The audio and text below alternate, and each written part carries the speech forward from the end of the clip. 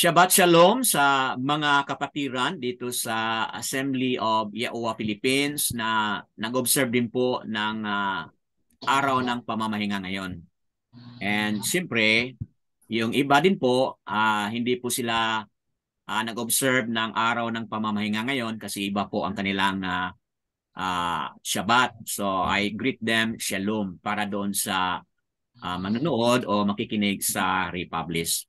Mga kapatid, nasa pang-apat na po tayong uh, part nito ng ating pag-usapan today, and continuation po ito sa nakaraang topic na ating na-discuss na po, and ito po ay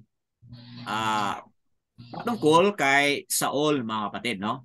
This is really about Saul na kumbaga ating napag-usapan na. Okay? And ito po mga kapatid ng ating topic, the new covenant is circumcision still required po. Nasa part 4 na po tayo ngayon. And dito, kung tingnan mo yan, makikita natin mga kapatid na talagang mahalaga na maintindihan mo kung bakit sa ating pag-usapan dito, nakasabi dyan, no? Paul or Saul po mga kapatid, iba po yung Saul na pinag-usapan natin kanina sa Torah reading. Yun po ay Saul or Paul na hari po. Okay? First king of Yasharal. Itong Saul or Paul na pinag-usapan natin, ito po yung sumulat ng 13 or 14 books in the New Testament. Ito po yung sinasabi ko kanina na malamang sa mga first time na makinig or manood sa Republish, very very offensive nga para sa mga makinig. Kasi nga, bakit offensive?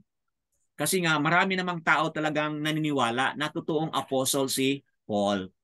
Pero dito mga kapatid, ito po ay marami na pong videos uploaded, at kung gusto ninyong makakuha pa ng further information patungkol dito, pwede po ninyong panoorin po yung mga na-uploaded na po na mga video. Okay? Para magkaroon kayo ng sapat na information at scriptural basis kung bakit nasabi natin dito na Paul ay hindi po totoong apostle. Okay? So dahil dito, it can offend, but I hope magiging awakened din po. Awakened dahil tayo pong lahat ay na-deceive. Okay? We have been deceived with lies and deception po ng kaaway. Okay? Through the writings of Saul na ating binabasa at nakikinig sa pulpit, sinasabi ng ating mga preachers and teachers, mga kapatid. So, that being said, let me proceed here. Tapos na po tayo sa blowing of the shofar. So, tuloy na po tayo sa pagpuri sa pangalan ng ating Ama. So, let me read to you Sahalyam, also known as Psalm, mga kapatid. Okay? Psalm 19 verse 12. Sinong makakaalam ng kaniyang mga kamalian? Patawarin mo ako sa mga pagkakamaling di nalalaman. Basic mga kapatid sa ating buhay, na minsan, hindi natin alam na meron pala tayong kamalian. Okay? May mga ginawa tayo tapos hindi natin nalalaman na mali pala yung ating ginawa. Kaya ito yung sabi ng psalmist, mga kapatid, na talagang tatawag tayo sa Ama at hihingi po tayo ng patawad. Dahil nga meron po tayong pagkakamali na hindi po natin alam. So, nabanggit na kanina, hindi tayo perfect. Oo, hindi tayo perfect. Kaya dapat tanggapin po natin, mga kapatid, na pwede tayong nagkamali o pwede tayong magkamali. And what is important is, kung nalaman po natin tayo nagkamali, dapat magbago din po tayo, katulad ng kwento kanina ni Daud, mga kapatid. Nung unang pumunta siya doon sa pari, okay, talagang hindi siya nag-ask po ng guidance kay Abba Yahuwah. Kasi nga, hindi po siya ganun ka-close ni Abba Yahuwah.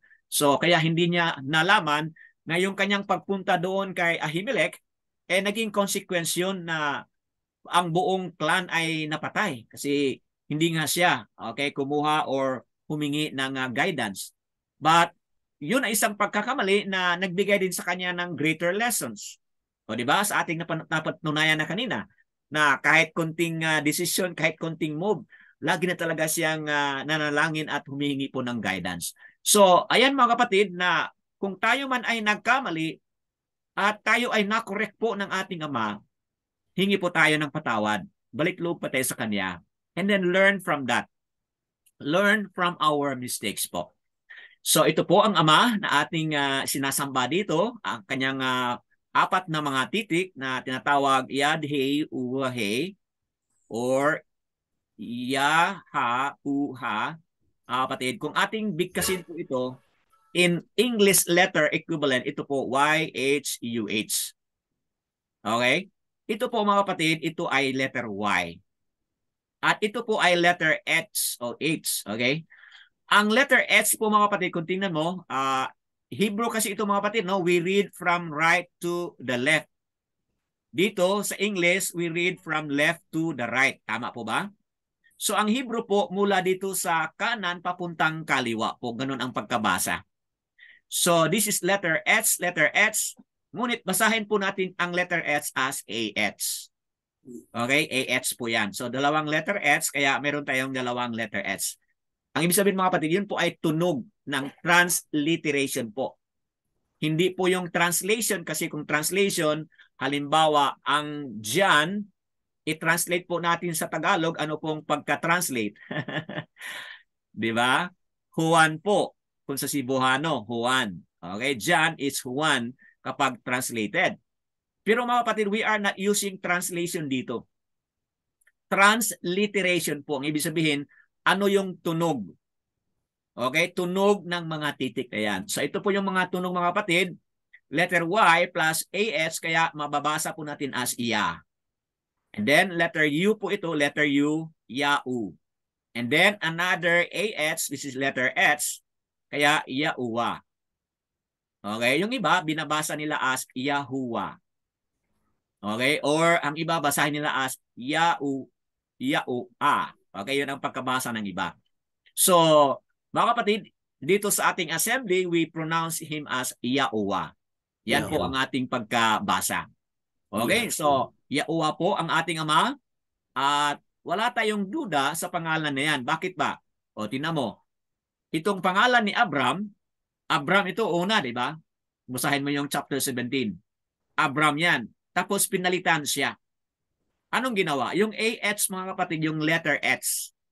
Dinagay ang AH dito after ng R, kaya naging Abraham. Okay? Then yung Sarai, inalis itong AI, inalis, at ipinalit itong AH. So kaya anong nangyari? Sarah. Okay? Nakita ninyo mga kapatid na yung titik pala ng Abraham at Sarah, nandyan pala, mula pala yan sa titik sa pangalan ng ating Ama. Okay? So hindi lang po yan, kundi marami pa, no? Elijah, Aliao, Hezekiah, Hasakya. Yan po ang mga Hebrew talaga na original. Hindi yung Hebrew doon sa Israel ngayon na modern, but yung original, yung ancient po na Hebrew na tinatawag natin Yehudiyat. Okay? Ayan, Zechariah, Yao, Sipanyao, that is Sipanaya, Matatyao or Matthew po, dan po ay Matatyao po. So, mga kapatid, wala tayong duda sa pagkabigkas ng pangalan ng ating Ama kasi nga nandyan din po yan sa mga titik sa mga pangalan ng mga prophets. Nandito na po tayo kay Yahusha, yung Messiah. Okay, ang anak. Kapa, pangalawang kapa, chapter 2, verse 14 po. May mga mata silang puno ng pangangalunya at hindi napugnat sa pagkakasala na kanilang inaakit ang mahihinang kaluluwa. May mga puso silang sanay sa kasakiman, mga anak na isinusumpa. Isinumpa. So, ang background dito mga kapatid sa Kapa o Peter, okay, is about the false teachers po. Ang pinag-usapan dito. Na yung mga false teachers, sila ay ang kanilang mga mata ay puno ng pangangalunya. Ang mga false teachers po, okay, ano po sila? Inaakit nila ang mga mahihinang kaluluwa. Okay, ang kanilang mga puso ay sanay sa kasakiman. At yung mga false teachers, mga kapatid, mga anak na isinumpa. So, ayan mga kapatid, no? Walang ibang makapagtulong sa atin na tayo ay mapaalis doon sa mga maling katuruan ng mga false teachers, mga kapatid, kundi si Yahushua lang talaga. Kasi ganito yung puso nila, ganito yung character ng mga false teachers. Kaya, mga kapatid, huwag tayong makinig sa mga false teachers. Kasi nga po, hindi po matuwa ang ating Ama. But through Yahushua, tayo po mga kapatid ay magkaroon ng better understanding po. So, kaya dahil dyan, purihin po natin si Yahushua. Yahu Shan Ayan. So, mga kapatid, kung napansin niyo, ito po yung pangalan ng Ama. Okay? So, the first three letters po sa pangalan ng Ama, kung napansin niyo, first three letters, no? Ayun din po ang first three letters sa pangalan ng anak. Okay? Na ang ibig sabihin, Yahushua talaga, ang pangalan ay tamang Yahushua kasi nandiyan din po yung pangalan ng ating Ama. Ngunit kung ating gagamitin yung English na rather yung Greek na Jesus, okay, kung sa English Jesus, kung ating pong gagamitin yun mga kapatid, ay hindi po makakonect yung pangalan ng Ama. Kaya ang tamang pangalan talaga ay Yahushua. Ang siya naman ay Shan Ayan, no? Shan Ayan, ito. Shan Ayan, ang ibig sabihin ay Yasha. Mula yan sa Hebrew word Yasha, na ang ibig sabihin saves and delivers po. So therefore, when you declare Yahushua, you are declaring Yahuwah saves, Yahuwah delivers. So, mga kapatid, walang ibang makapag-deliver sa atin mula sa mga maling katuruan ng mga false teachers. Yahushua lang po talaga. So kaya manalig tayo sa kanya at mananampalataya tayo sa kanya. Okay, ito na po yung pagpapatunay, Matthew 1:21, na ang anak ay tatawagin siya na Yahushua kasi nga po ang gagawin niya ay he will save his people from their sin. Ating pinag-aralan ito mga kapatid na yung Jesus o Jesus walang kinalaman dito sa pagligtas mga kapatid. But batay sa ating pag-aral, itong pangalan na Yahushua means Yahuwah saves, Yahuwah delivers. Talagang perfect po mga kapatid dito. Kasi yun po ang gagawin niya, to save His people from their sin. Tapos ngayon magsabi ka, bakit ba Brother Dan na yung mali ang nakasulat? Mga kapatid, ito yung sagot natin. Jeremiah chapter 8 verse 8. Bakit ang mali ang nakasulat? Dahil sa false pen of the scribes. Ang sinulat po ng mga skriba, yung mga secretary, ang sinulat po nila yung mga mali, yung mga sinungaling po. Kaya dahil diyan, nawala na po yung original na pangalan ng ating Ama. Okay, so ito po ang pangalan ng Ama, Yahuwah. Ang pangalan ng anak po ay Yahushua. Okay, so first three letters, magkapareho po sila. Yahuwah and Yahushua, magkapareho po first three letters. Okay, so that being said, tuloy tayo ngayon mga kapatid sa ating topic na tatapusin sa hapon na ito. Okay, dito napag-usapan na natin sa nakaraan itong tinatawag na Abrahamic Covenant, which is really the circumcision of the flesh po ito. Mosaic Covenant, which really speaks of the law, mga kapatid. Okay, and then the current covenant po, which is the law is now written in the hearts of men. Dito sa Mosaic po, ang law ay nakasulat sa tablets of stone. Ang teacher po si Moses o Masya. Okay? Pero sa current covenant, yung law ngayon ay nakasulat na sa puso. Written in the hearts of men. At sino po yung teacher natin sa current covenant? Yung Ruach HaKodesh po ang teacher natin. Okay? And ayan mga kapatid, no? Napag-usapan na po natin yan. So that being said, si Paul, mga kapatid, si Saul, Okay? Nagbigay po siya ng panibagong katuruan patungkol sa New Covenant, which is different po sa mga napag-usapan na natin. Okay? So isang halimbawa lang ito. Hindi ko na ito pagbabanggitin uli, no, kasi review lang po ito mga kapatid sa nakaraan. Kasi ang detail nito napag-usapan na natin sa part 3. But ngayon, gusto ko lang i-highlight ito, no? Note that these have been presented to you to show that si Paul, no, introduced new concepts, ideas, contrary po sa Torah or sa prophets. So when I say Torah, yun po ang pinutukoy natin yung law, yung instruction po, at yung mga prophets. So, kung babasahin natin ito lahat mga kapatid at napaliwanag na halimbawa dito sa chapter 3 verse 6 ng 2 Corinthians, ginawa kaming may kakayahan na maging mga lingkod ng bagong tipan. That is the new covenant na sinasabi niya. Hindi sa titik, kundi sa spirito o sa rup, sapagkat ang titik ay pumapatay. Subalit ang rup ay nagbibigay ng buhay. Mga kapatid, ano po yung mali dito? Yung sinabi niya, hindi ng titik.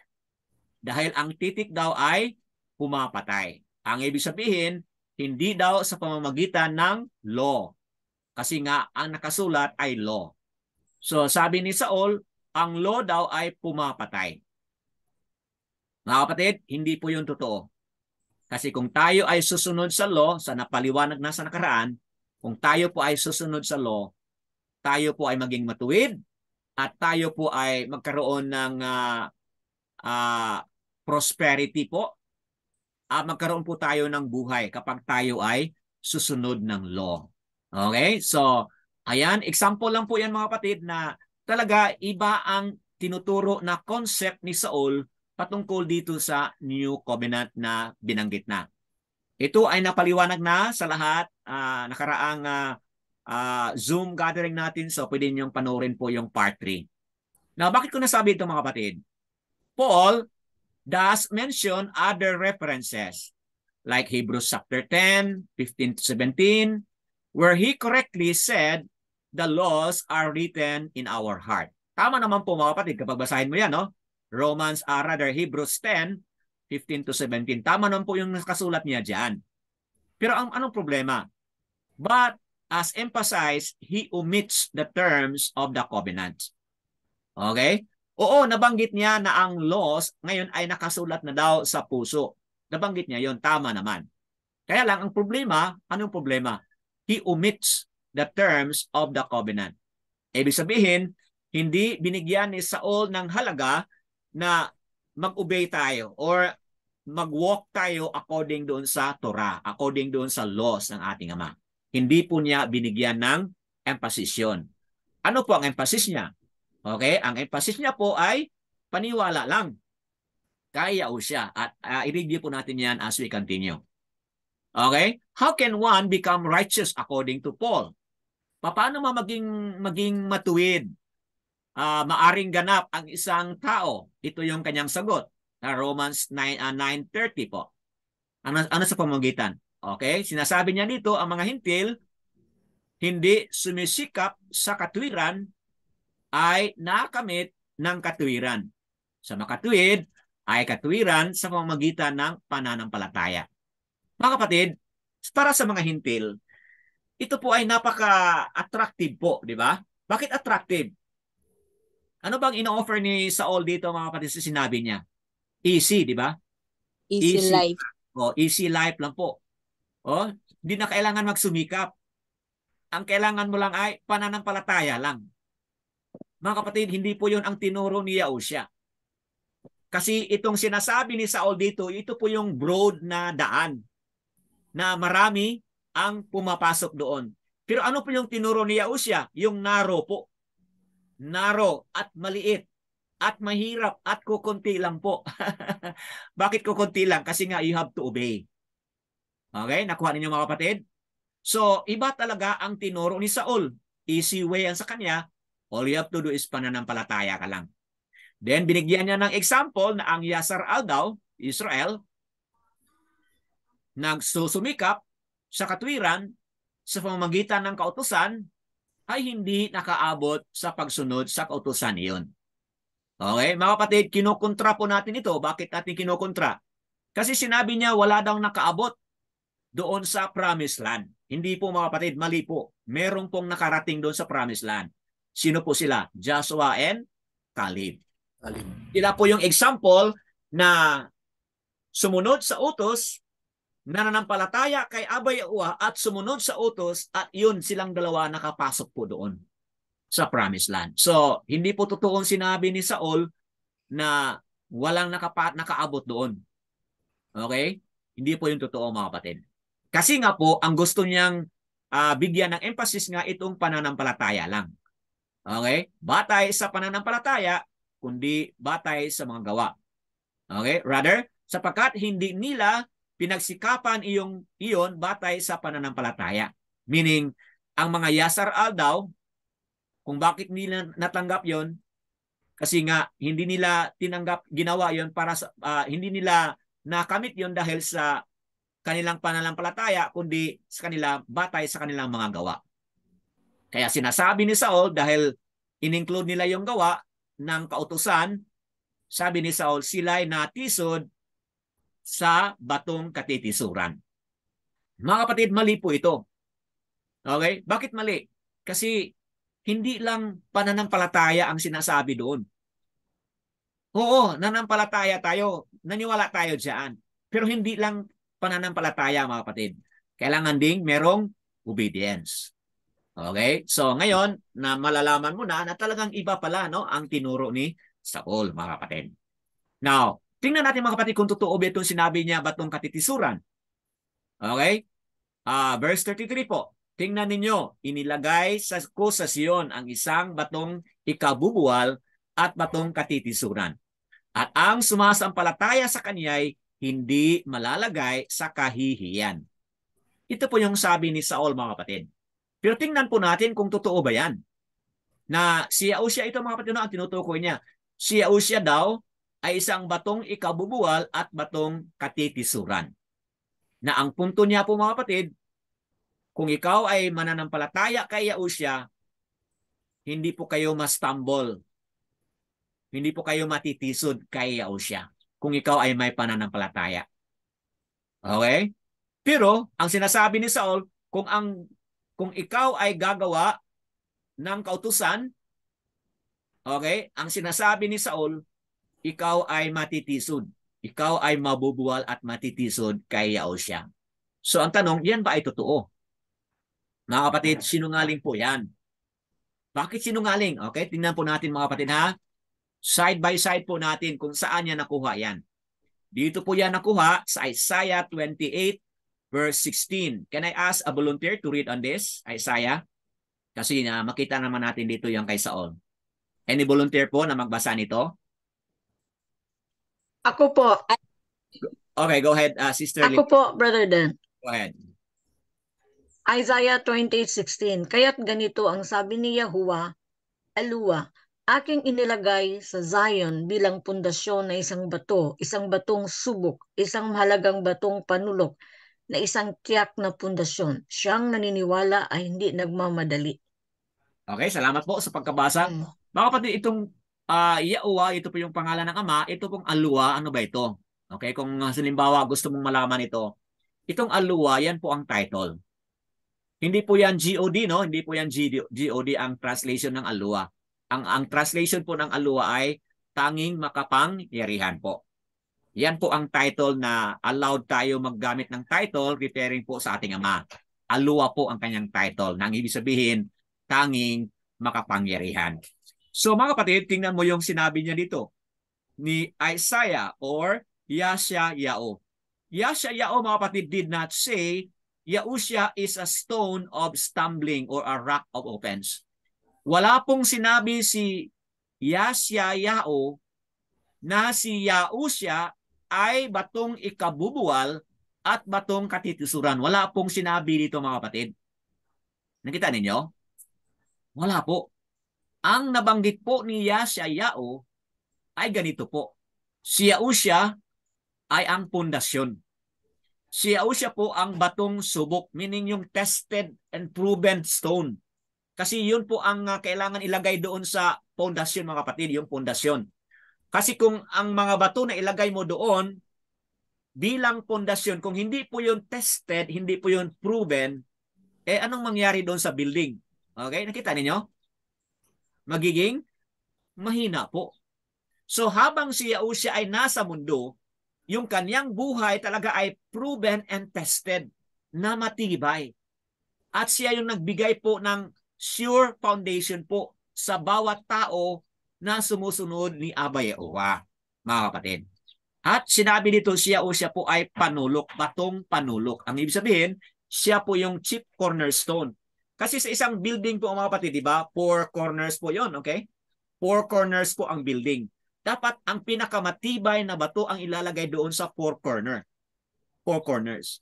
Bakit ba ang pinakamatibay? Kasi yun ay magbibigay ng lakas din po at magiging matatag po yung building na yon. So, yan po mga kapatid ay sinasabi patungkol kay Yahushua. At sinabi niya, siyang naniniwala ay hindi magmamadali. Okay? Sa English po, sa New King James, mga kapatid, tiningnan ko yan. Those who believe, sinasabi doon, do not act hastily. Okay? Do not act hastily. So, ibig sabihin mga kapatid, dahil nga po, pundasyon na pinag-usapan, batong subok at batong panulok, ang ibig sabihin mga kapatid, hindi tayo mag-alanganan o mag-alanganin.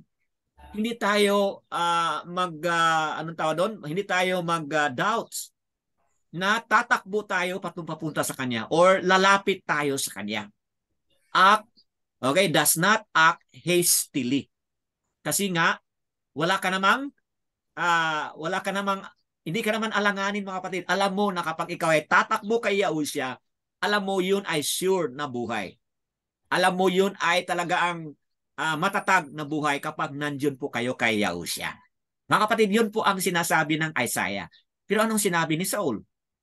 Si Yahushua daw ay batong ikabubuwal. Batong katitisuran. Hindi po yung mga kapatid ang sinabi dito.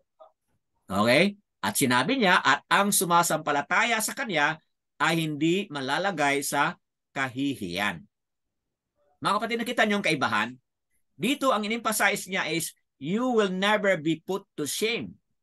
Pero ang binanggit dito mga kapatid, does not act hastily dito sa kay Isaiah. So, bakit ba ganun ang sinabi ni Saul dito? Kasi nga po mga kapatid, hinighlight niya dito na si Yahushua daw ay stone that Yasar-al stumble over. Bakit niya sinasabi yun? Kasi gusto niyang ipadama sa bawat reader na ang mahalaga talaga ay yung pagpanampalataya lang. Sumasampalataya ka lang kay Yahushua, sagot ka na.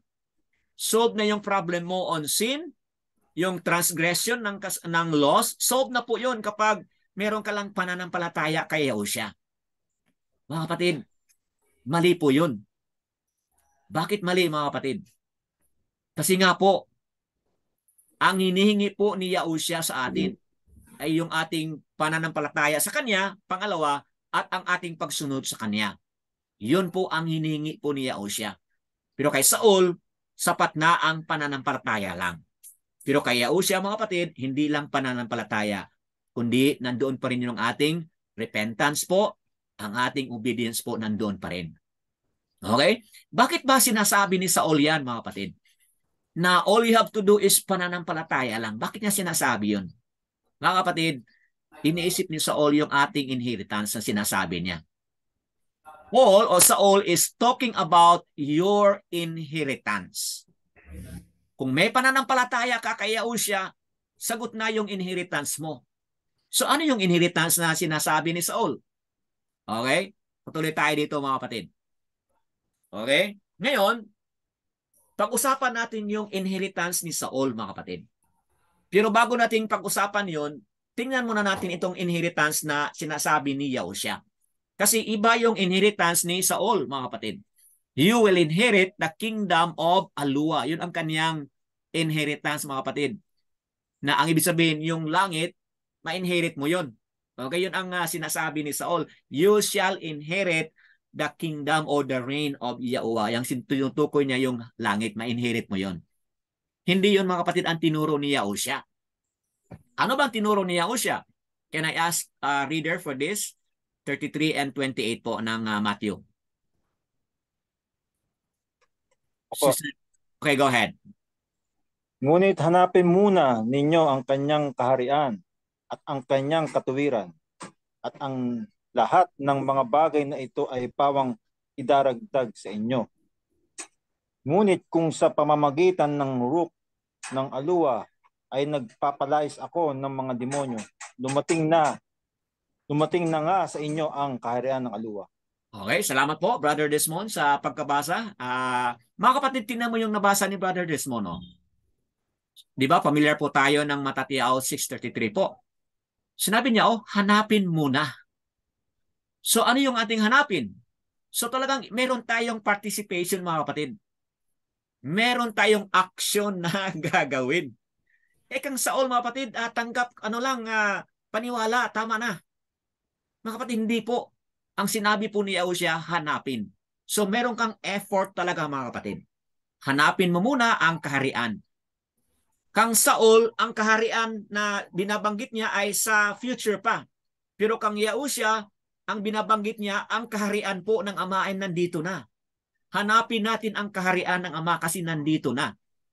At pangalawa, yung katuwiran po. Bakit ba? Kasi maging bahagi tayo sa kaharian kapag tayo ay namumuhay ayon sa katuwiran. At ano po yun?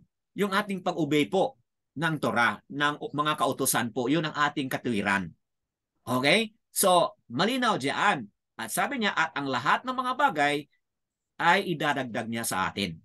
But on the condition, hanapin natin ang kanyang kaharian, hanapin din po ang kanyang katuwiran. Dito sa 28 ng chapter 12 ng Matatiao, Matthew, tingnan mo naman dito. Yahusha po mga kapatid, pinapalayas niya po ang mga demonyo. Na ang ibig sabihin, sabi niya Yahusha, dumating na nga sa inyo ang kaharian ng aluwa. So mga kapatid, mula sa panahon ni Yahusha sa New Testament hanggang sa ating panahon ngayon, mula noon sa panahon ng New Testament hanggang ngayon mga kapatid, nandito na nga ang kaharian ng ating Ama, nandito na nga mga kapatid. Okay? So kailangan hanapin natin yon at mabuti nandito tayo ngayon sa Zoom gathering at tayo ay mabigyan ng mga katuruan na talagang magsaliksik po tayo at maghanap tayo sa kaharian na binabanggit dito. So ang tanong, paano tayo maging bahagi sa kaharian na yan? Let us continue with our reading. Okay, sino pong another volunteer po sa another 2 verses po? Brad. Okay, go ahead, Brother Desmond. Another 2 verses. Go ahead. Kaya sinasabi ko sa inyo, kukunin sa inyo ang kaharian ng aluwa at ibibigay sa isang bansang nagbibigay ng bunga nito. Na sinasabi, naganap na ang panahon at malapit na ang kaharian ng aluwa. Kayo'y magsisi at mananampalataya sa Ebanghelyo. Okay, thank you po. O, tingnan mo mga kapatid. Sinabi po dito ni Yahusha na, oo, dumating na ang kaharian. At ito'y natanggap na po ng iba. Okay? Anong mangyari mga kapatid kung ang nakatanggap ng kaharian ay hindi siya nagbibigay ng bunga?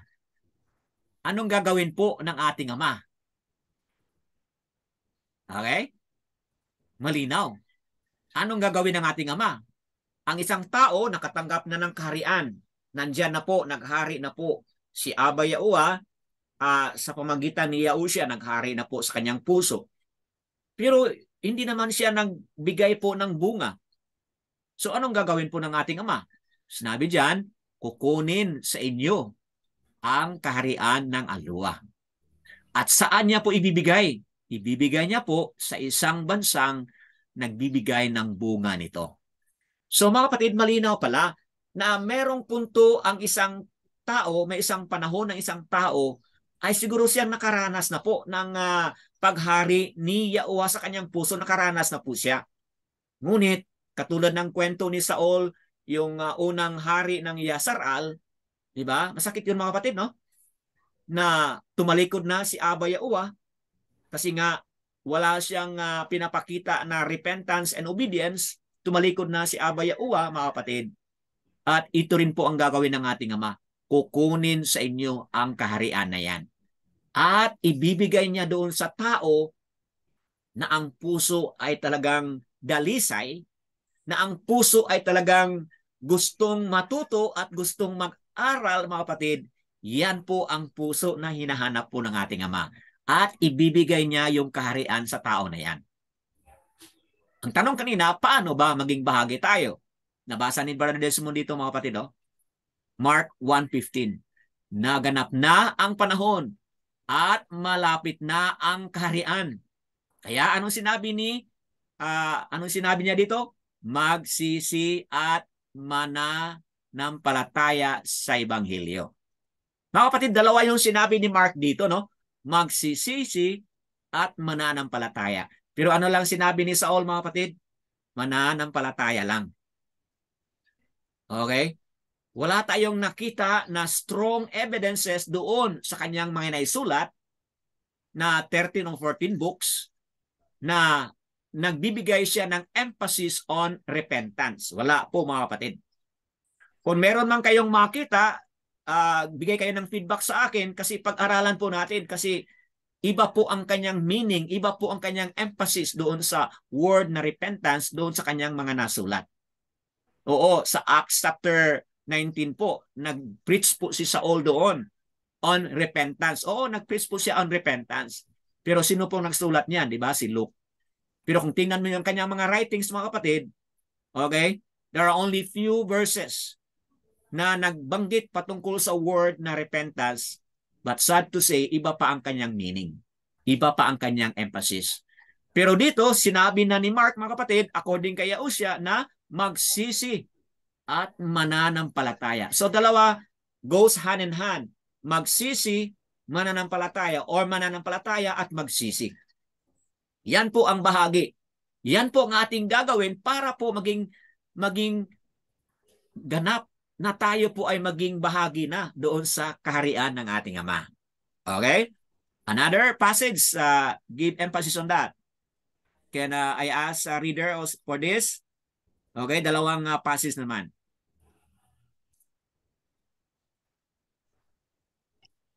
Any volunteer? Okay. Go ahead po.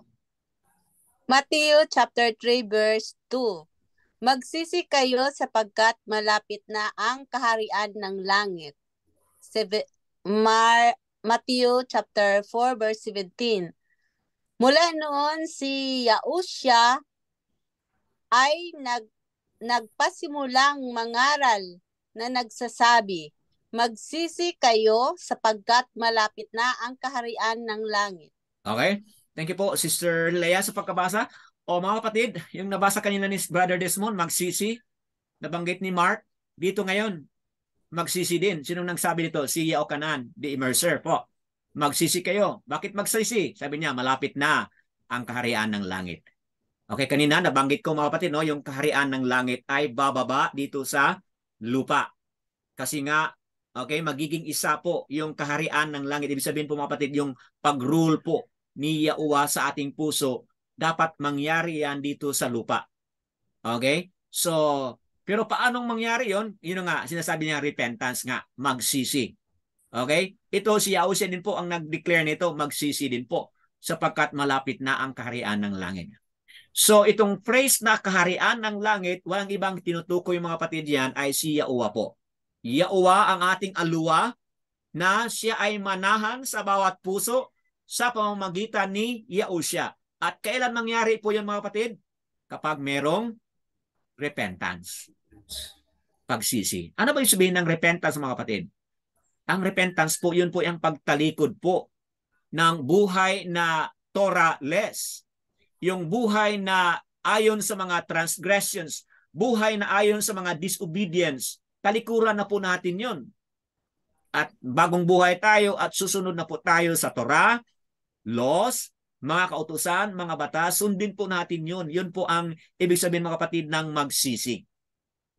Kasi nga tayo ay talagang namuhay na malayo sa mga kautusan. So ngayon kailangan tayong mamuhay balik doon sa kanyang kautusan. Yan po ang ibig sabihin ng magsisi po. Okay? So, ayan, sa pamamagitan ng pagsisi na yan, maging bahagi po tayo sa kanyang kaharian, mga kapatid. Now, dito makikita natin itong kwento na ito. Kanina, bigyan natin ng halaga yung kwento patungkol doon sa kaharian ni Yahushua, ni Yahuwah. Okay? Ito yung pinagyan natin ng paghalaga, yung kaharian po ni Abba Yahuwah sa ating puso sa pamamagitan ng pagsisisi nga po. Ngayon, tingnan po natin yung journey ni Saul doon sa Damascus, mga kapatid. Ito yung journey ni Saul sa Damascus. Okay? Unang account sa Acts po, 9:13 at 3 to 9, Acts 22, 6 to 14, Acts 26, 11 to 12 to 18 po. Ito po yung tatlong mga account po sa encounter ni Saul doon sa road to Damascus. Mga kapatid, gusto lang pong i-highlight dito na kung tingnan mo yan, talagang paiba-iba yung kanyang testimony po, mga kapatid. Dito, light from Shamayam ang nangyari. May light from sa langit, mga kapatid. Dito, ang nangyari at noontime, bright light from heaven. Pero dito, mga kapatid, iba na naman po. Ano yung sinabi niya? Brighter than the sun shining around me. So nakita niyo, mga kapatid, paiba-iba ang kaniyang testimony po.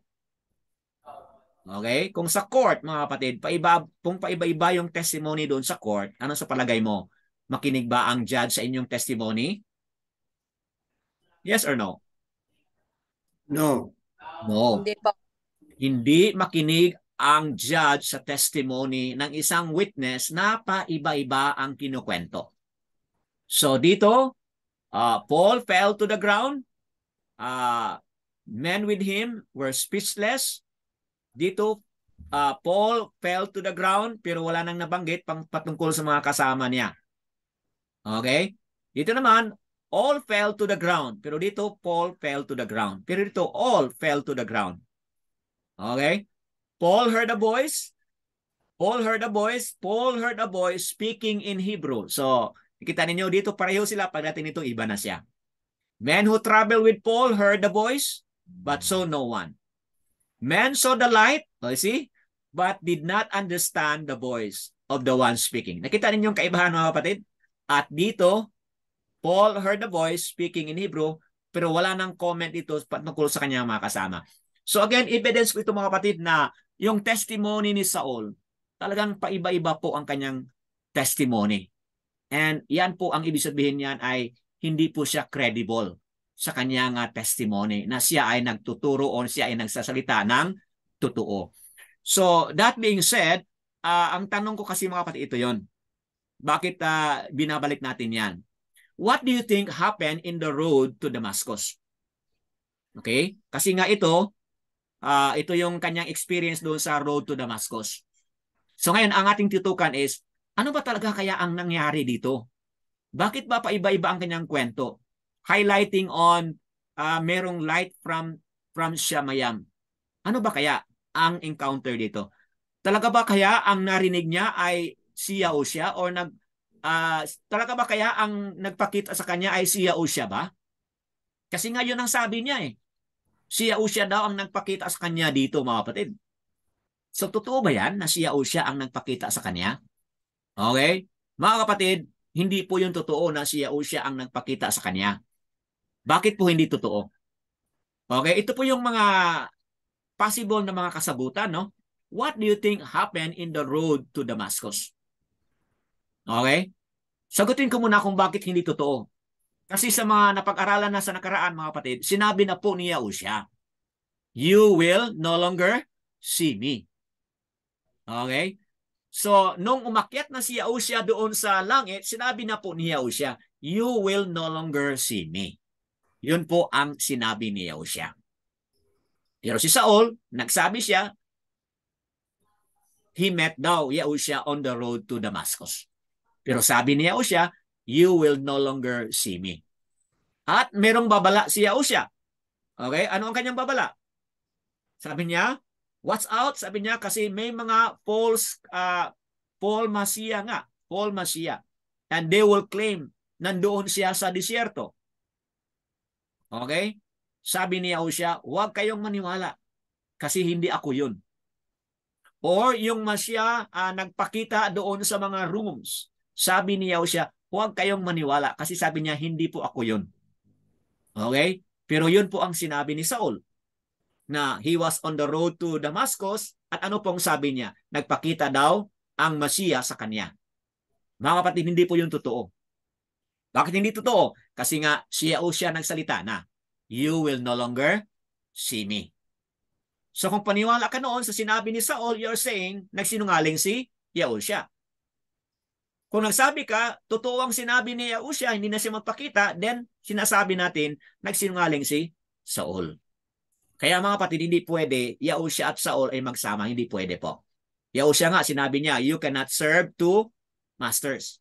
You will either hate the one and you will love the other one. So, Yahushua lang talaga mga kapatid ang ating pakinggan. Hindi po tayo makinig kay Saul. Bakit ba? Kasi kasalungat naman po doon sa sinabi ni Yahushua, yung sinabi ni Saul na nagpakita daw si Yahushua sa kanya.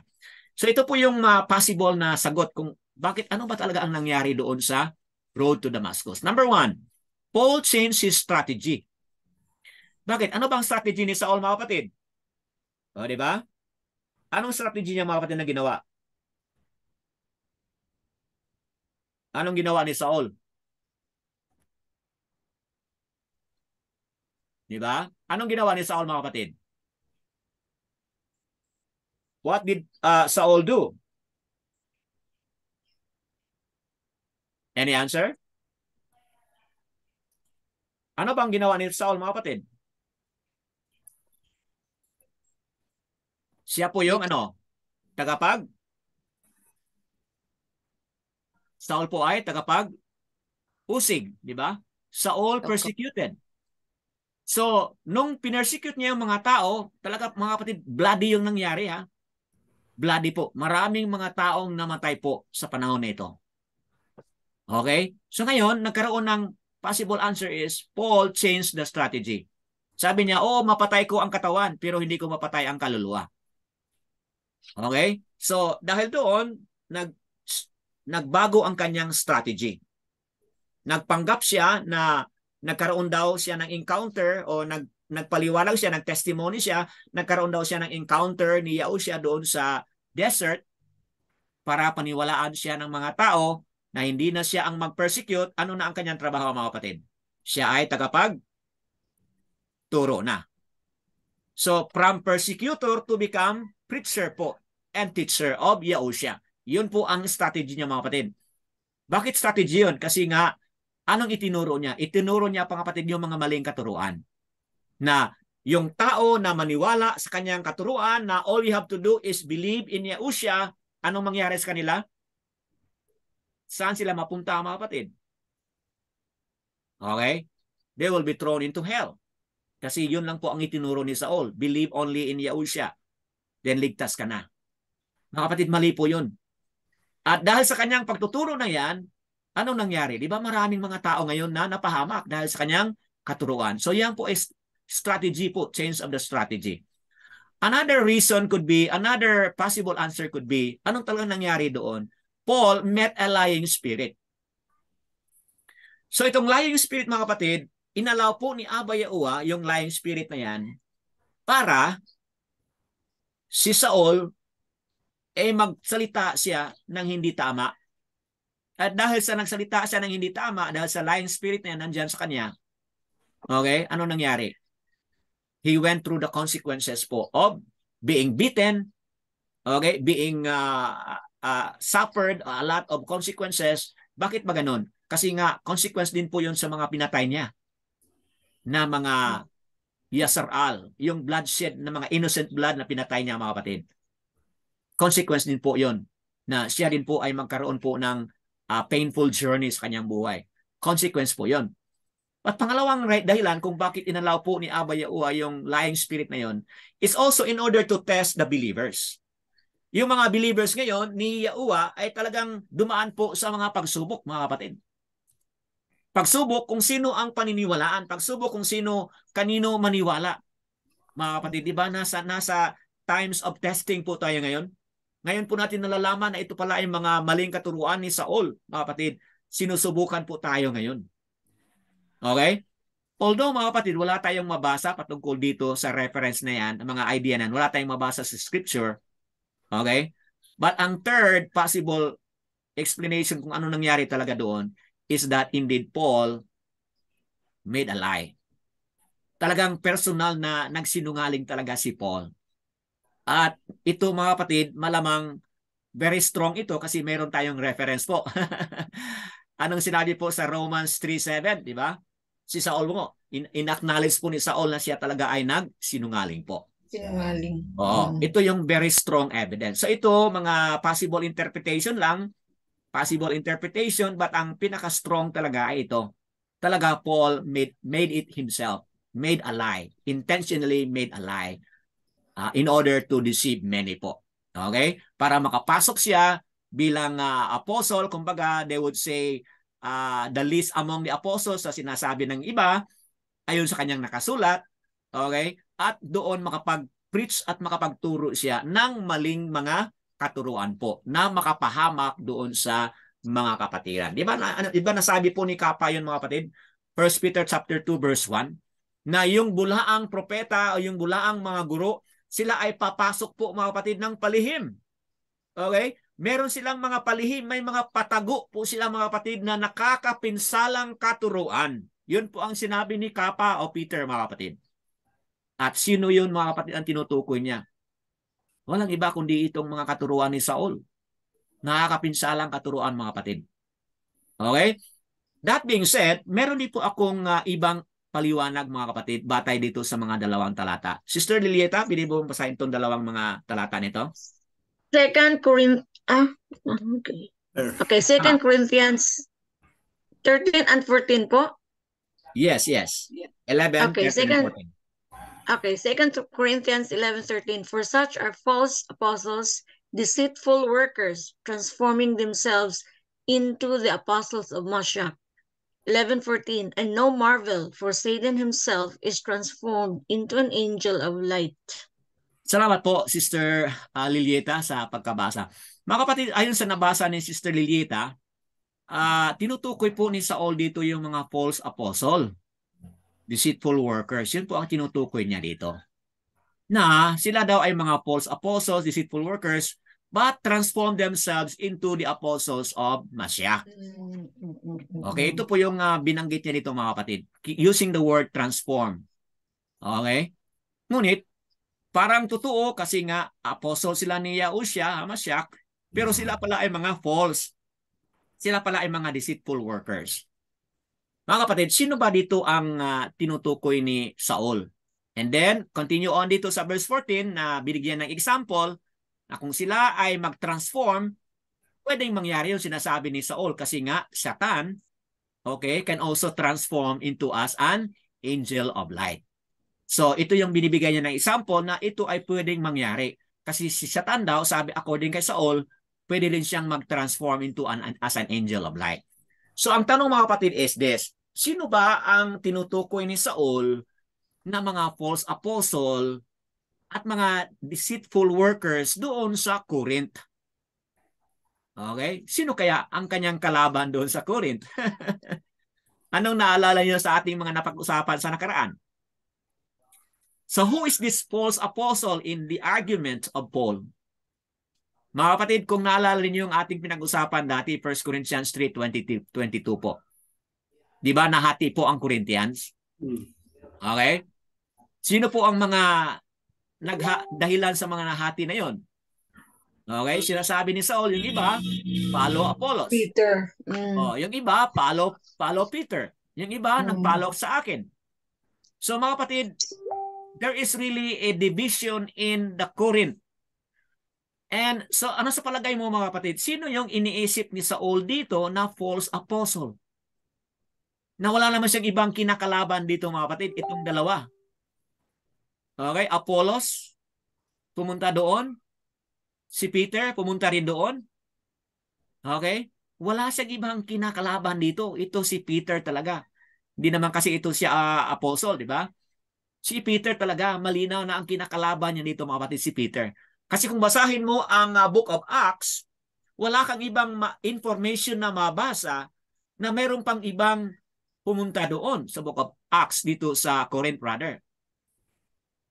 Okay? Kasi ang nauna doon sa Ephesus ay si John naman, yung the Apostle. John the Apostle naman po. Ephesus po yon. Pero dito sa Corinto, itong dalawa talaga. Pumunta si Apollos, pumunta rin si Peter. Okay, nagkaroon din ng mga follower at siyempre pumunta rin si Paul, mga kapatid. So, malinaw mga kapatid, batay dito na ang kinakalaban at pinag-usapan ni Saul na false apostle doon ay talaga si Kapa. Okay? Ngayon, maniwala ba tayo kay Paul? Maniwala ba tayo mga kapatid na si Kapa ay false apostle na nag-transform into an apostle of Hamashiach? Mga kapatid, hindi tayo makapaniwala dyan. Bakit? Sino ba si Kapa? Siya po yung 3 taon na nagsama kay Yahushua. Siya po yung merong personal encounter po na nagpunta doon, na nagsama kang Yahushua. Kita niya lahat, ups and downs, kanyang journey with Yahushua. Grabe ang kanyang journey. And more than that, mga kapatid, siya po yung sinabihan ni Yahushua, "You are Peter, and upon this rock I will build my assembly." Church. My I will assembly. build my assembly. Yun po ang sabi ni Yahushua. Ibig sabihin mga kapatid, si Kapa ay binigyan po ng honor and position of leadership doon. Kumbaga, shall we say, binigyan po siya ng karapatan na siya yung mag-take the lead doon sa gawain na yun, mga kapatid. Okay? So malinaw yan, mga kapatid. Pero si Saul, kung sabihin natin, kung halimbawa si Yahushua man, halimbawa ang kanyang na-meet doon sa road to Damascus, ilang minuto, ilang oras lang yung encounter niya doon. Kung halimbawa lang. Di ba? Less than an hour. Pero kasi hindi man yun si Yahushua talaga, mga kapatid. Okay? So, that being said, malinaw, mga kapatid, na hindi pwede na si Kapa ang nagiging false apostle. Okay? Kasi ito ay ginagamit lang ni Saul para takpan ang kaniyang sarili. Kasi kung sabihin niya may false apostle doon, so anong sinasabi niya sa sarili niya? Nakuha ninyo? If Paul is saying merong false apostle doon sa Corinth, so Paul is saying what? Na siya po ang totoong apostle. Mga kapatid, mali po yun. Ang totoong apostle po ay si Peter. Kasi nga po, Saul or Paul, wala po siyang legal requirements and legal rights na magiging apostle ni Yahushua. Wala po, mga kapatid. Napatunayan na po natin yun sa mga videos na ating na-upload. So malinaw, mga kapatid, na walang false apostle doon na sinasabi ang apostle, which is Peter. Wala po, mga kapatid. Okay? So that being said, balik na rin po natin ito, mga kapatid. Kasi hindi po totoo yan na si Kapa ay false apostle. Ang totoong false apostle po, mga kapatid, ay si Saul po.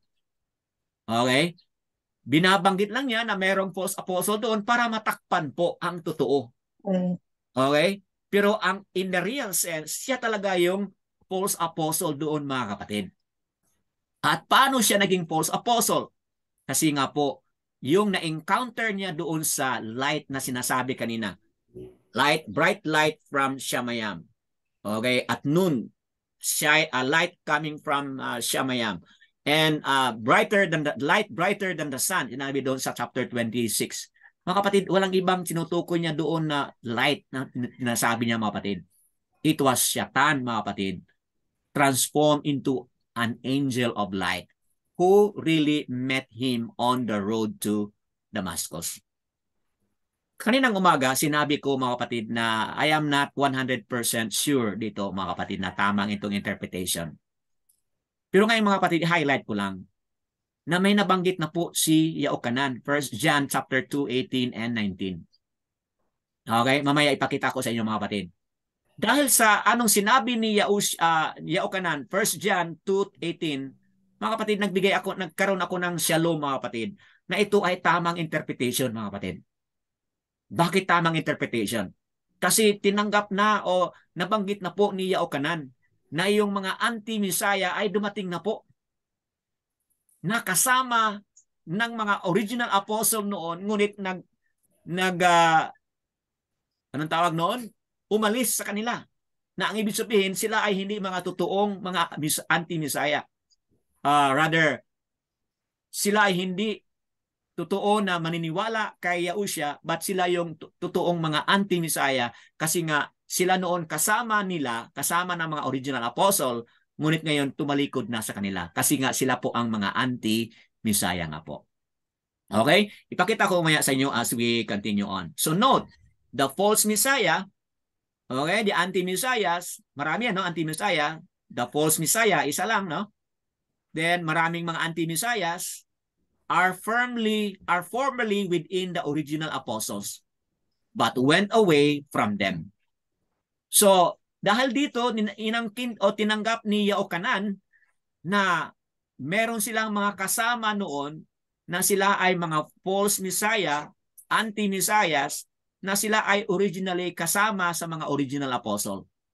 But sila ay nagtalikod na po. Sila po ay umiwas na. Humiwalay na po sa mga original apostle. So mga kapatid, malinaw dito na Saul nga is the false prophet, the false apostle, at the same time, the false Messiah nga po. Okay? Nangyari na po according kay 1 Yaokanan chapter 2 verse 18. Now, bago natin tingnan yung 1 Yaokanan, ito po yung ating na tingnan sa word, mga kapatid, a word study po. Metaskematizo. Metaskematizo, mga kapatid, ayon sa Strong's G3345, yan po ay transform. Ang translation sa English po. But dito po sa derivative G4976, ito po ang kahulugan dito ng metaskematizo, mga kapatid. Metaskematizo, ito po yung derivative na kahulugan, to transfigure or disguise. So, kung ating ibalikan dito, Satan disguised into an angel of light who really met Saul on the road to Damascus. Okay? Na nagsabi siya, sino ka ba? Sino ka, Lord, sabi ni Saul. Ano na din niya doon? Siya daw si Yahushua. Mga kapatid, disguise lang po yun, mga kapatid.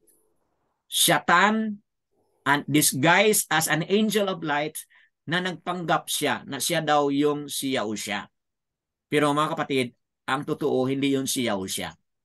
Bakit hindi si Yahushua? Kasi nagsabi na po si Yahushua, you will no longer see me. Yun po ang sabi ni Yahushua. So, ayan, malinaw mga kapatid. And pinatunayan dito sa ating nabasa na kanina, sa ating napaliwanag na batay dito sa 1 Yaokanan 2:18. The anti-Messiah has already come po. Sinabi po ito ni Yaokanan, mga kapatid.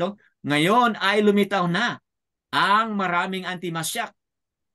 Okay? Sinabi niya, dumating ang anti-Messiah. So, mga kapatid, sinabi na po ni Yaokanan, dumating na ang anti-Messiah at maraming mga anti-Messiah. So, sino yung unang anti-Messiah? Talagang walang iba kundi si Saul, mga kapatid. Ang unang anti-Messiah. Bakit nasabi natin totoo yan? Pangalawang punto, the anti-Messiahs are men initially with the original apostles. Sabi po ni Yahushua yun, ni Yaokanan, but they did not continue with them and instead went out from them and showed they are not of them. So, Saul nga, mga kapatid, originally kasama siya sa mga apostles. Nag-meet nga doon with the elders, di ba mga kapatid? Nag-meet nga doon sa Acts chapter 15. Nag-meet nga sila with the elders doon, si Saul. Nag-meet doon sa mga elders at apostles doon sa book of Acts chapter 15. Okay? Kaya sinasabi ng iba, bakit hindi siya natin pakinggan? Nagkaroon na sila ng encounter doon. Oo nga, nagkaroon na sila ng encounter nga, mga kapatid. Initially nga, with the original apostles. Initially, oo. Pero nung nagkalikod na si Saul doon sa meeting ng mga apostles, ang tanong, ginagawa ba niya ang inuutos sa kanya. Halimbawa, huwag mong turuan ng mga Gentiles na magkain ng mga pagkain offer to idols. Ginagawa ba niya yun? Tinuturo ba niya, mga kapatid? Wala. Hindi niya tinuturo yun. Okay? Anong tinuturo niya? He allowed the Gentiles to eat food offered to idols. 1 Corinthians chapter 8. 1 Corinthians chapter 10, mga kapatid. Mabasa mo yun na merong mga information doon na ina-allow niya yung mga Gentiles na kumakain ng mga food offered to idols. So, yes, originally kasama siya. Ngunit hindi siya nagpatuloy na maging kasama nila kasi umalis nga siya. Went out from them. Okay? So, tinan mo yan. Sila lumabas sa atin, ngunit sila hindi sa atin. Sapagkat kung sila ay kabilang sa atin, ay magpatuloy sana silang kasama sa atin. Malinaw yan, mga kapatid, word for word from Yaokanan. Point number 3, they went out from the original apostles that it would become plain that they are not of us or they are not true apostles of Yahushua nga, mga kapatid. So, malinaw yan, mga kapatid. Batay dito, it really strongly supports na siya ay isang anti-Messiah who met Satan doon sa road to Damascus, mga kapatid. Okay? So, that being said, can I ask one reader to read this? One verse lang po hanggang dito.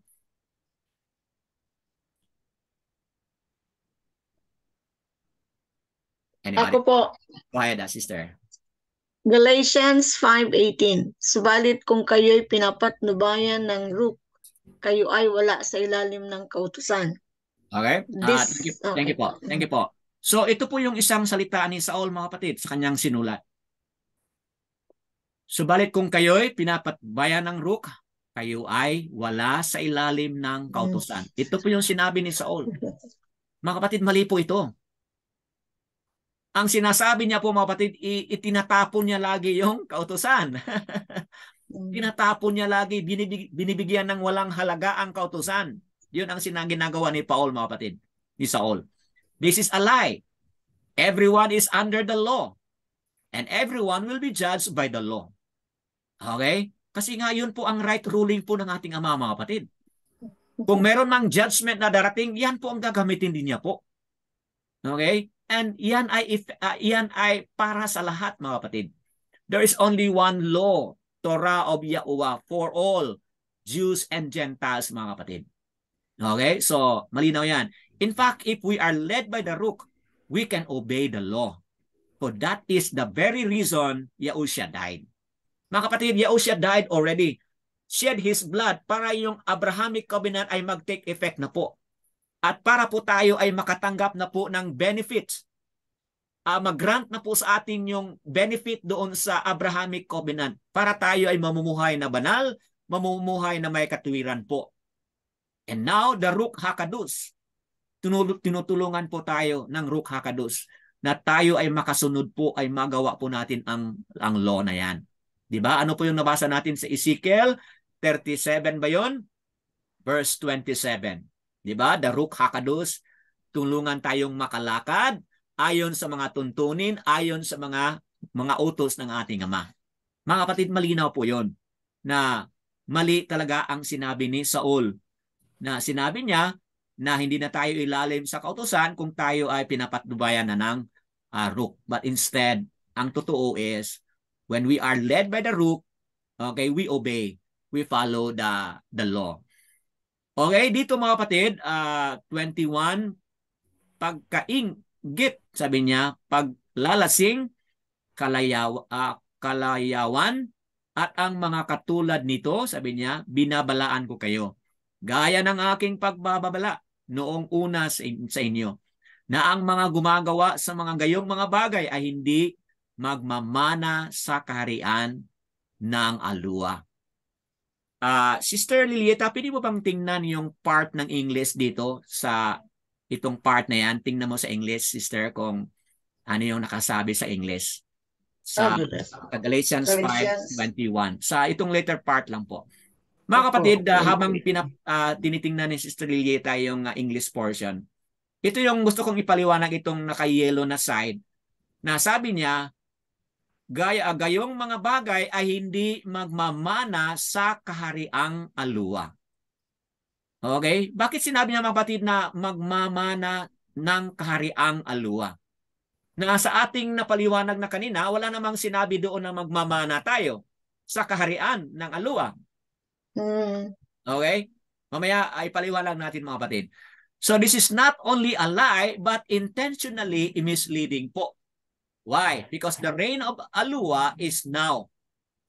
Now po. Nandito ngayon ang reign ni Abba Yahuwah. In fact, Alua will not give his kingdom as an inheritance. Hindi po yun mga kapatid. Hindi po ibibigay ni Abba Yahuwah ang kanyang kaharian bilang inheritance. Hindi po. Sa kanya yun po. Sa kanya po yun. Mga kapatid, hindi pwedeng agawin po natin kay Abba Yahuwah yun. So, pakibasa daw sister sa English. Ano sinabi sa English? Ito lang po, that they which do such things shall not inherit the kingdom of God.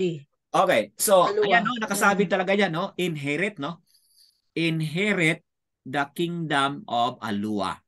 Okay, yun ang sinabi niya mga kapatid. Magmamana ng kaharian. Okay? Dito wala tayong problema. O, okay lang tayo dyan. Pero ang problema natin, itong ginamit niya na word, magmamana ng kaharian. Will inherit the kingdom or the reign of Alua.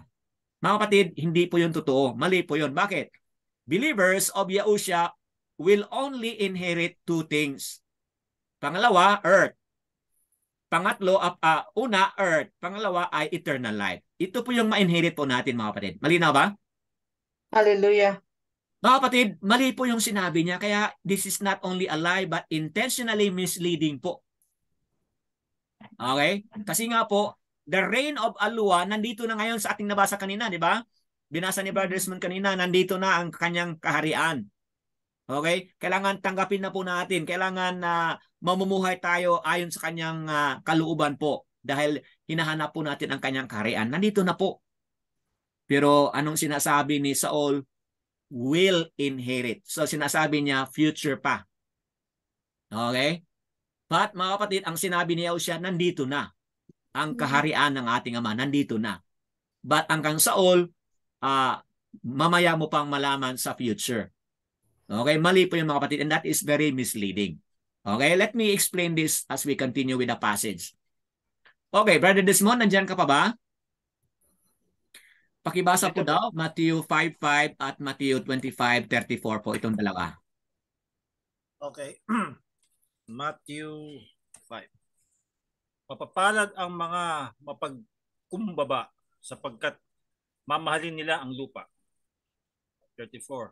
Pagkatapos ay sasabihin ng hari sa mga nasa kanyang kanan, halika kayo, mga pinagpalad ng aking Ama, manahin ninyo ang kahariang inihanda para sa inyo mula sa pagkatatag ng sanlibutan. Okay, mga kapatid, unang-una, dito sinabi sa verse 5, no? Mamanahin nila ang lupa. Okay? Ito po yung promise, mga kapatid, na inheritance. Lupa po ang tinutukoy. Okay? Manahin ninyo ang kaharian na inihanda para sa inyo mula sa pagkatatag ng sanlibutan. So ang mamanahin po mga kapatid ay dito sa lupa. At sinabi dito na ito ay naitatag mula pa sa sanglibutan. So malinaw mga kapatid, no, ang mana na ating ang matatanggap po nating mana, mamanahin po natin ay dito sa lupa po. Na matagal nang hinanda mga kapatid, dito lang sa lupa yan. Hindi yan po doon sa langit. Okay? Sister, sino makabasa dito? Verse 1 and verse 29 po ng Matatyaw and Revelation 21 po. Can somebody read on this? Ako po. Oh, go ahead, Sister Jubilin. Go ahead. At nakita ko ang isang bagong langit, ang isang bagong lupa, sapagkat ang unang langit at ang unang lupa ay lumipas na, at ang dagat ay wala na. At ang sino mang nag-iwan ng mga bahay, o mga kapatid na lalaki, o mga kapatid na babae, o ama, o ina, o mga anak, o mga lupa, alang-alang sa aking pangalan, ay tatanggap ng makasandaang ulit at magmamana ng buhay na walang hanggan. Wow. Salamat po, Sister Jubilin, sa pagkabasa. O mga kapatid, tingnan mo, yung sinabi dito sa Matthew 5:5, binanggit na din po dun sa Revelation, which is nagkaroon po ng strong evidence po na testimony yan. Okay? Na yan ay sinasabi mga kapatid na yung pagmamanahin natin ng lupa ay yung tinatawag pala yan na bagong lupa. The new heaven and the new earth. Pinabanggit dito, no? So, mamanahin po natin yung bagong lupa. Okay? Ayan, sinasabi dito na tatanggap kung sino man yung tumalikod, sino man yung mga tumalikod o sino man yung mga nag-iwan sa kanilang mga mahal sa buhay. Sabi niya, dahil sa aking pangalan, okay, dahil kay Yahuwah and Yahusya, anong sinabi po niya? Tatanggap ng makasangdaang ulit at magmamana ng buhay na walang hanggan. So mga kapatid, ang mamanahin po natin pala ay lupa, bagong lupa, at ang pangalawa ay buhay na walang hanggan. So yun po mga kapatid ang mamanahin po natin. Pero anong sinabi ni Saul? You will inherit the kingdom. Kingdom of Shamayam. Shamayam, the kingdom of Alua. Yun ang sinasabi ni Saul mga kapatid, which is hindi po yun totoo. Mamanahin po natin ang lupa na hinahanda na ni Yahusya sa bagong lupa at mamanahin po natin ang buhay na walang hanggan. Yun po ang inheritance na ating mamanahin. Okay? Sister Lilieta, kindly ikaw ang magbasa nito sa dalawa. 18. Sinabi sa kanya ni Yahusya, bakit tinatawag mo akong mabuti? Walang mabuti kundi ang aluwa lamang. 19. Nalalaman mo ang mga utos. Huwag kang pumatay, huwag kang mangalunya, huwag kang magnakaw, huwag kang sumaksi sa kasinungalingan, huwag kang mandaya, igalang mo ang iyong ama at ina. Okay, thank you po. So mga kapatid, dito pinag-usapan ni Yahusya patungkol sa isang young man na nagtanong sa kanya. Anong gagawin daw niya para makatanggap siya sa buhay na walang hanggan? Ito yung sabi ni Yahusya. Nalalaman mo ang mga utos. Ibig sabihin, talaga ang pagsunod ng utos po mga kapatid, yun po ay paraan din po na tayo ay makatanggap po ng buhay na walang hanggan. So, obedience po to the law. Pero kay Yahusya, kay Paul, ano sinabi niya? Believe lang, pananampalataya lang, tama na. Tapos ka na. Kung meron kang pananampalataya, tapos ka na. Save ka na kung meron ka ng pananampalataya. Mga kapatid, mali po yun. Hindi lang po pananampalataya, kundi yung pagsunod po natin, pangalawa. Pagsunod po natin ng mga kautusan ni Abba Yahuwah. So, tinan mo yung sinabi niya nito sa Matatiao 19:17. Okay? Bakit mo akong tinatanong tungkol sa mabuti? Iisa ang mabuti. Ngunit kung ibig mong pumasok sa buhay, anong sabi ni po ni Yahusya? Tuparin mo ang mga utos. But si Saul mga kapatid, sinusuway niya po ito. Tinan mo yan. Sinusuway po ni Saul mga kapatid. Hindi daw sa pamamagitan ng utos. Kasi nga daw, ang buhay na walang hanggan ay yan po ay inheritance. Ang sinasabi niya, pangako po daw yan. Yung inheritance niya, pangako daw. Mga kapatid, sinusuway ni Saul yung katuruan ni Yahusya. Keep the commandment. Sundin mo ang utos para pumasok ka sa buhay na walang hanggan.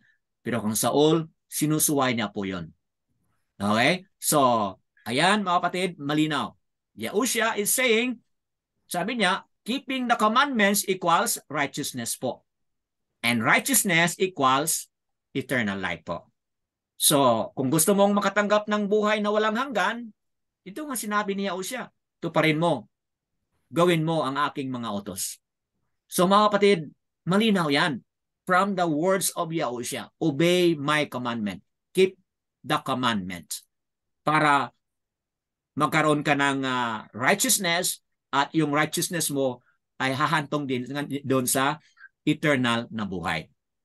Mga kapatid, billions of soul, Paul is sending billions of soul to hell.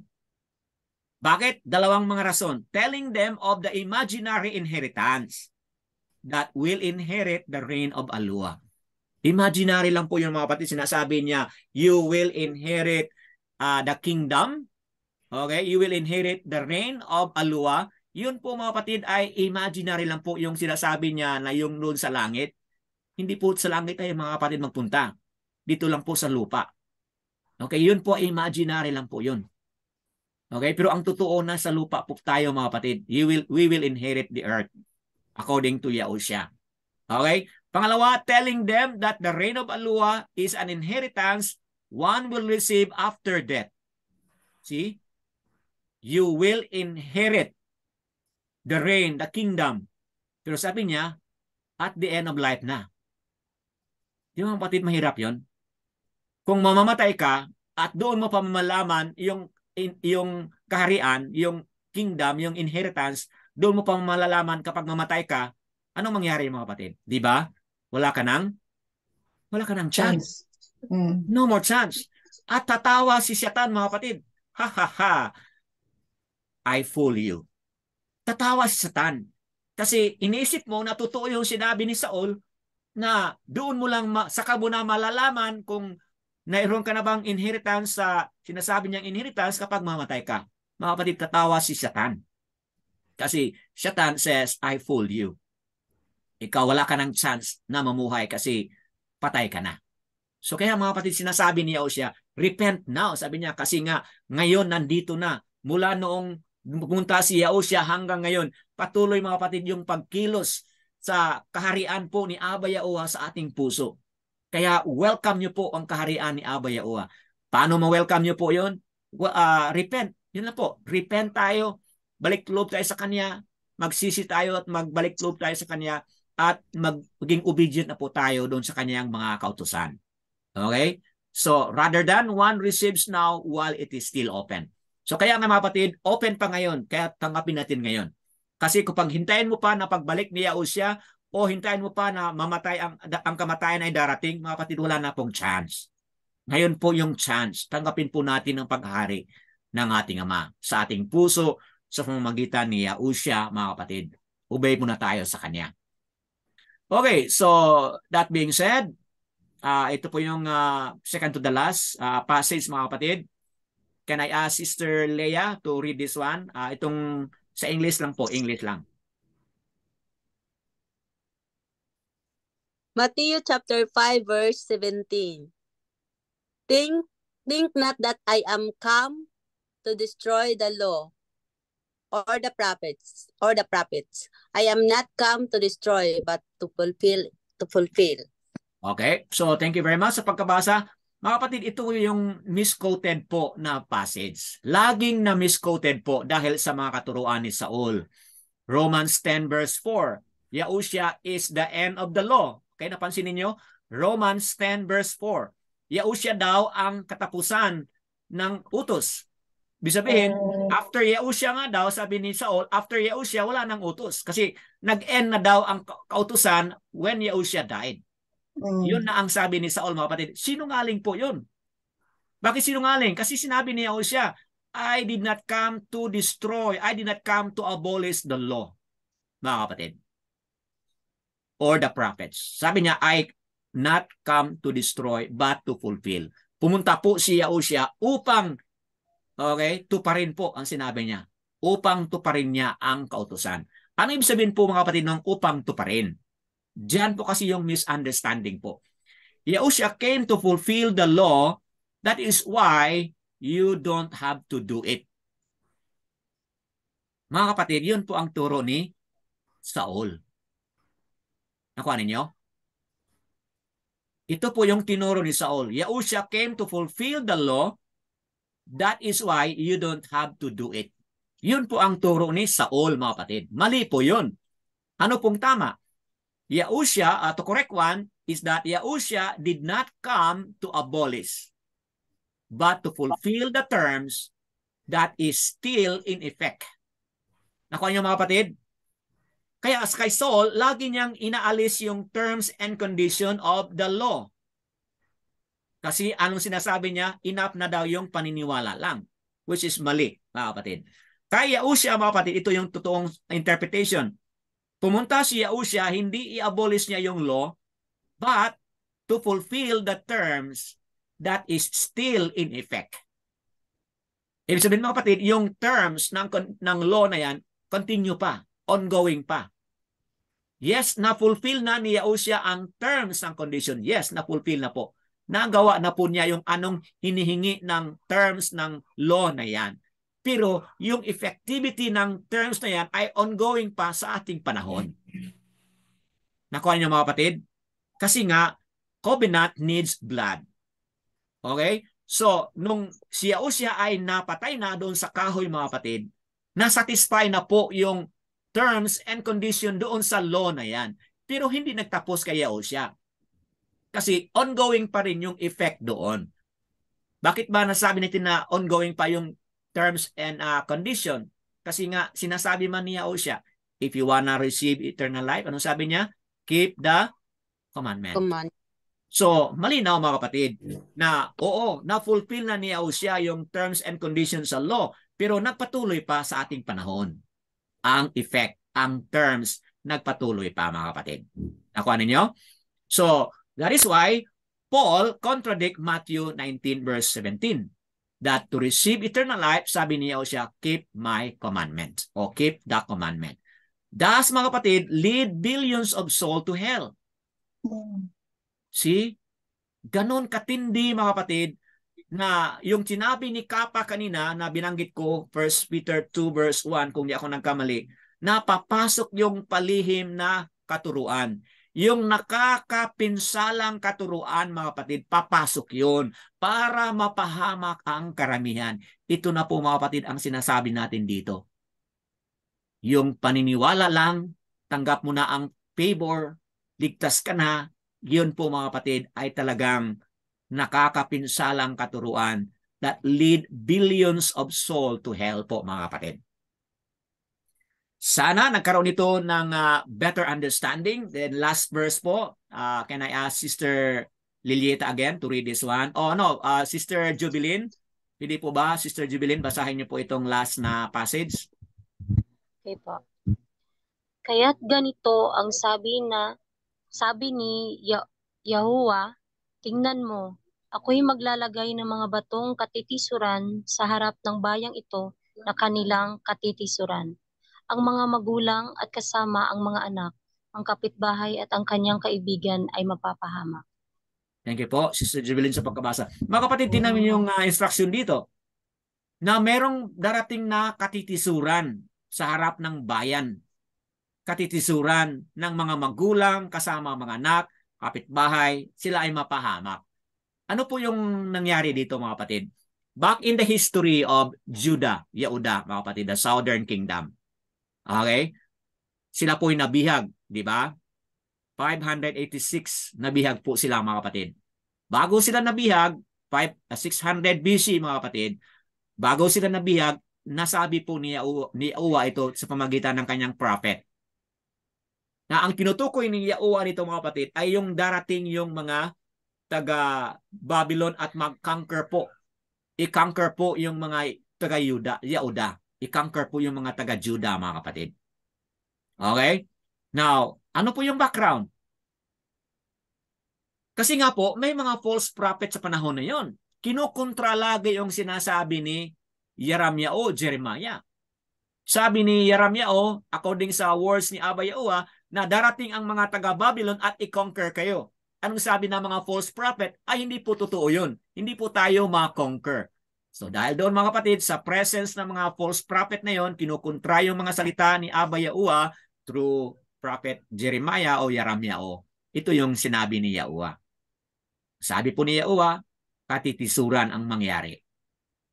Okay? Sa mga magulang, katitisuran, kapitbahay, mga anak, and so on and so forth. Mapahamak. Mga kapatid, na-fulfill na po ito. 586 BC, na-fulfill na po ito. Pero mga kapatid, hindi lang po ito nabanggit para lang sa panahon na yun. Ito ay nabanggit po ni Abba Yahuwah para din po sa future application and future reality. At ano po yun?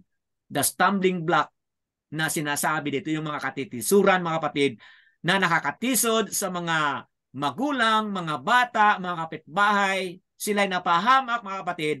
Ano po yun? Dahil sa writings po ni Saul. Sad to hear, mga kapatid.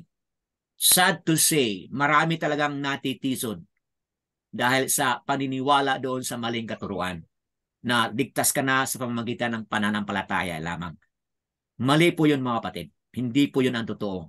Pwede po tayong maitapon sa impyerno dahil lang sa paniniwala doon sa maling katuruan mga kapatid. Hindi po yun ang itinuro ni Yahushua. Sinabi po ni Yahushua, kung gusto mong mabuhay, matanggap ng buhay na walang hanggan, keep the commandments.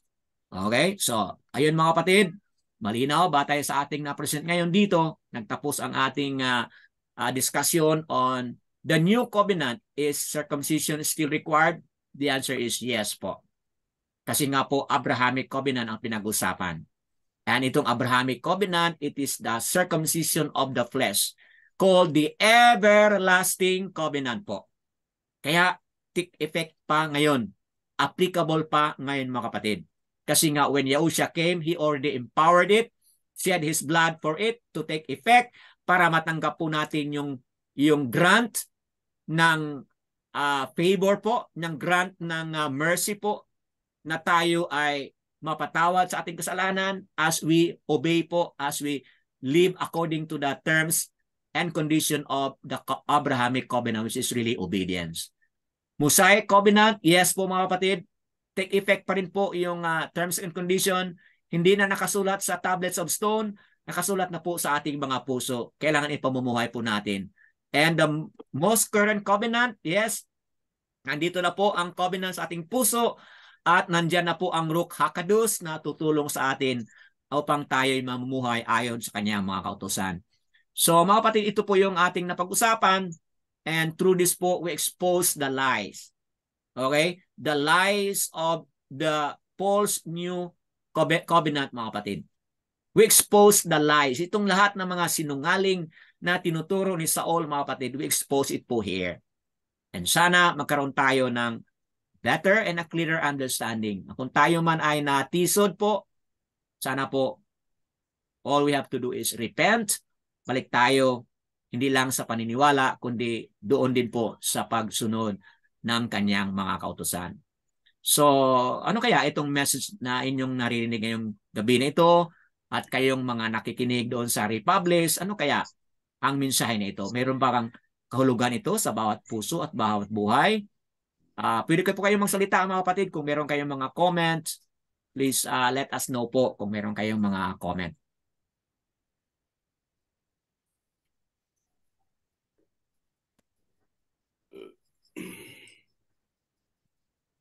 Okay, ano pong mga pinag-usapan ninyo batay dito sa ating na-discuss po? Anything that you wanna share po batay sa ating napag-usapan?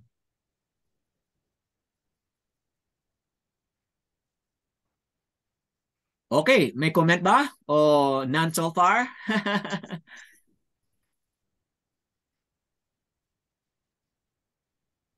Okay, kung wala, then I will end mga kapatid saying, kung ikaw man po ay offended dahil sa ating katuruan dito, sana hindi lang offended but also awakened. And that is only possible when the Ruach HaKodesh convicts you.